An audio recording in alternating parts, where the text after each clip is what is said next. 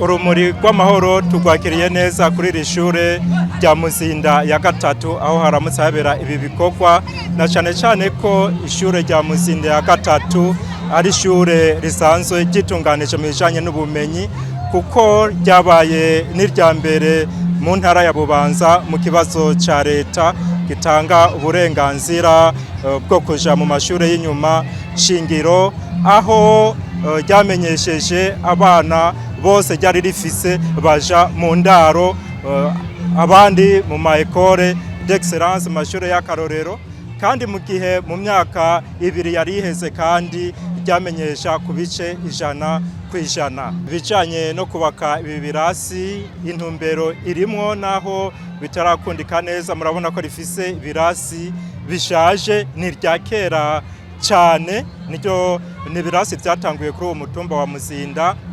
ariko kandi murabona ko byinshi bitarasanurwa aha rero ni impunga ziriko zirategwa kuri rino shure bijanye n'ukuntu banamenyesha nyene kandi ariko kandi tukaba twovuga ko impinga ikiri ndende aho n'igisabo kikaba kirimo intebe ntizikwiye neza abana batari bake baricara ari 4-5 ndetse na 6 bato ariko kandi commune iragerageza na leta iragerageza mu ntebe ziba zibonetse hakasabikanizwa amashure yose iri maze rigaheza kaja imbere imigambi tuzotanga ico tuzojana mu makomune mashasha muri iki gisata c'indero ni indero y'akanovera kuko turetse iri shure rya Muzinda ya gatatu n'aya mashure ya Muzinda ya mbere ni ya kabiri zamazimenyesha ku bice 100% aho tugatera n'intambwe yo gushika muri iyi commune ya Rugazi aho gushika ubu iyi commune ya Rugazi ari iy'umunani ku rwego rw'igihugu mu kibazo ca leta giha uburenganzira abana bo kuja inyuma y'amashure shingiro ikaba iya mbere mu ntara ya Bubanza ikongera ikaba iya mbere kandi mu ntara nshasha ya Bujumbura yagutse ivyo bikaba bibaye mu myaka 2 ikurikirana ubutumwa twoha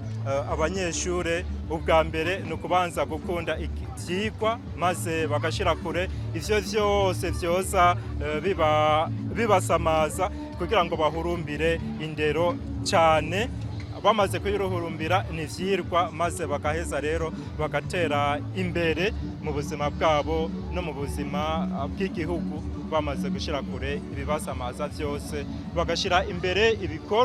ibikorwa kandi byo gukunda n'igihugu bakabona n'akarorero keza nk'ibikorwa biriko biraba nivyo gukunda igihugu maze nabo ejo canke hirya y'ejo bagakunda igihugu cabo.